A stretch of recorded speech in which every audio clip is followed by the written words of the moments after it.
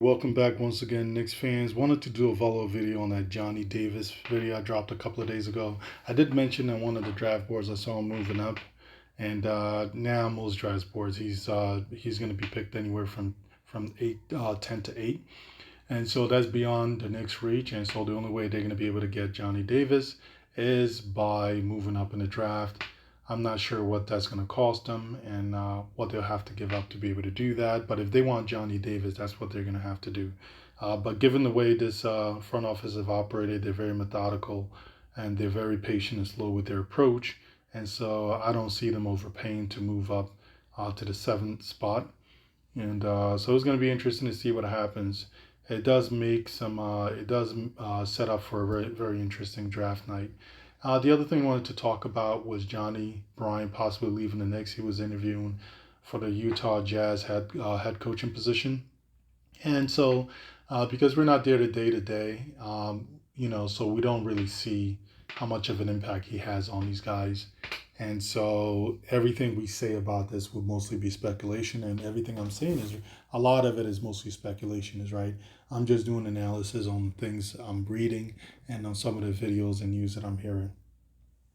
And so, the only other way that Johnny Davis possibly leave, and Davis does leave, the only way it really hurts is if Tom Thibodeau is starting to have a really bad year, and the front office realize he's not the man for this job. Then that it could bite us, right? Because at that moment you would like some continuity, right? And especially within the coaching staff. And so it would have been great for Johnny Davis to be there so he can step right up into the role and assume Tom Thibodeau's position if they have to move on from Thibodeau. But if Thibodeau has a bad season and Johnny Davis leaves, and then we're not gonna have that continuity, and it just doesn't look good. Players, I don't think the players will like that either, and so it could be it could be a problem. And the other thing that makes me think about too is like I realize a lot of these moves that the front office make. I didn't just realize it now. Like I've talked about it last year, but these moves have expiration dates on it, and I think a lot of people are not realizing that it expires a lot quicker so than a contract, right? Itself. So there's an expiration on a contract legally, and then there's also a relationship between the players and the front office, between the staff and the front office. And that relationship sours a lot quicker, well before the contract comes due, right? Because if you think about it, these players, they have to start thinking about their contract, especially probably about 2 years in advance, right? And the agents, they have agents. And so these agents are already basically had got them thinking about it, 2 years in advance, right? What is this, what is this team going to do with me, right? Are they really going to let me develop? Are they really going to play me? Things like that. And so, you see that with Cam Reddish. That happened with the Hawks, right? That relationship that went sour, long before his contract was up, right? And so because he wanted to get more playing time, he felt like he could be a better player somewhere else, and so he requested a trade over 2 years before uh, his contract was up for renewal. And the other person too that I think about right now is I think a lot about Obi Toppin, right?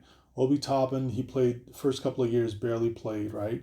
And going into the third season, if the same thing happens where the coach is sitting him on the bench, playing him only 8 to 10 minutes, I can see Obi Toppin and his agents quietly requesting a trade, especially if they see that Thibodeau is going to be here for the long term, or if they think he's going to be here for the long term.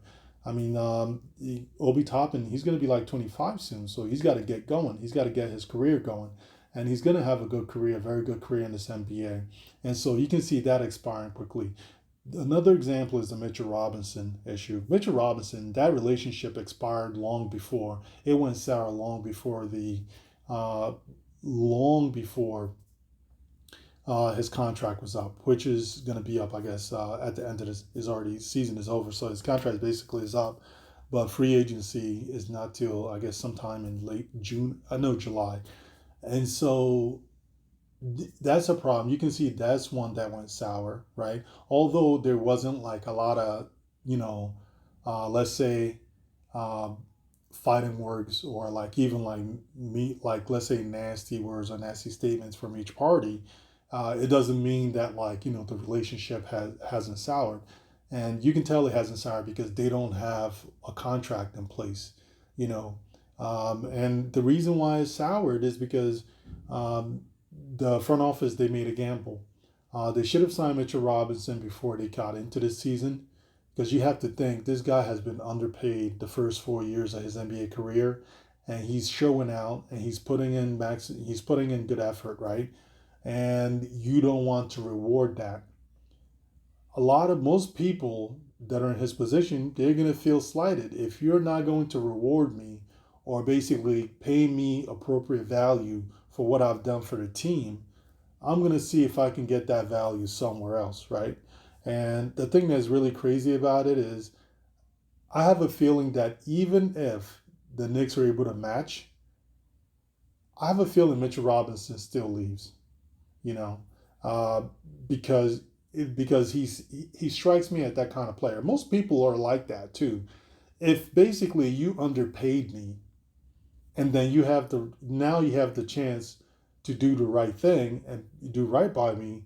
If you don't do that and you're kind of like it feels like you're jerking me around, I'm not gonna stay. Even if you're reluctant, like okay, I'm gonna give you what the market says you're worth.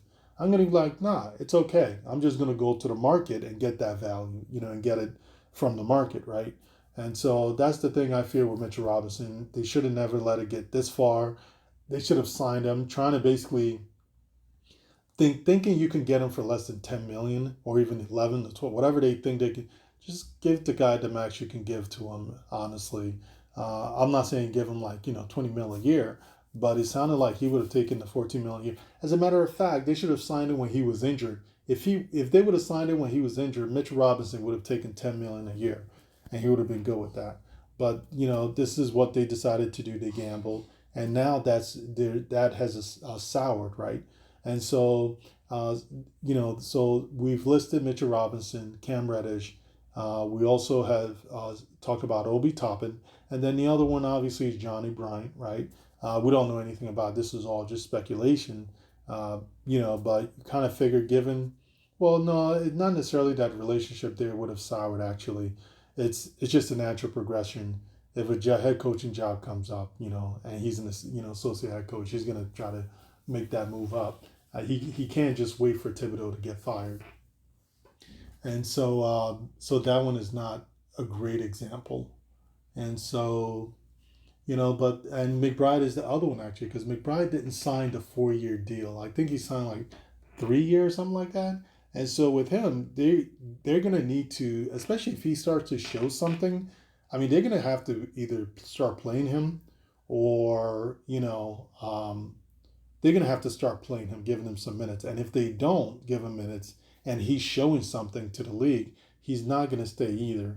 And so that's a problem. If you start losing your draft picks because the coach, because you guys are not basically playing these guys the right way or even giving them the chance, I mean, that's just a really bad thing. It's like that's one of the worst things that a front office can do.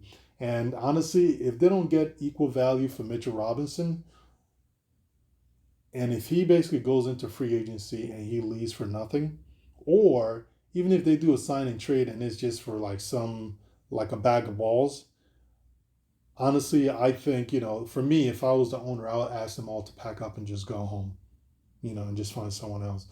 Because it's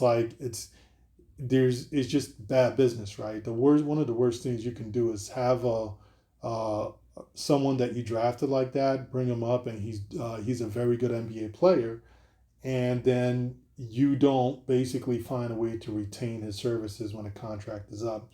That just, for me, I think that's a little unforgivable, and it shows it shows signs of incompetence in my opinion, and makes you wonder what are they really doing, right? And so that's pretty much what I have for today, guys. Please subscribe, hit the notification button so you know when I drop videos next.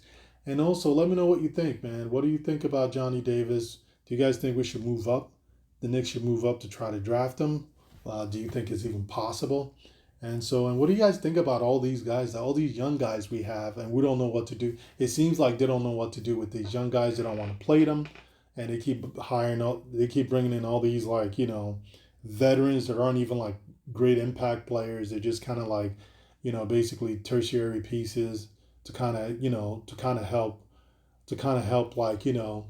um, finish the whole team, but they're playing these guys in major roles like Burks, you know, playing in major minutes and major roles, and it's just not really working, especially and then playing them out of position as well. And so, what do you guys think about that? Comment below. I'll be more than happy to respond. Thank you guys. Have a good night.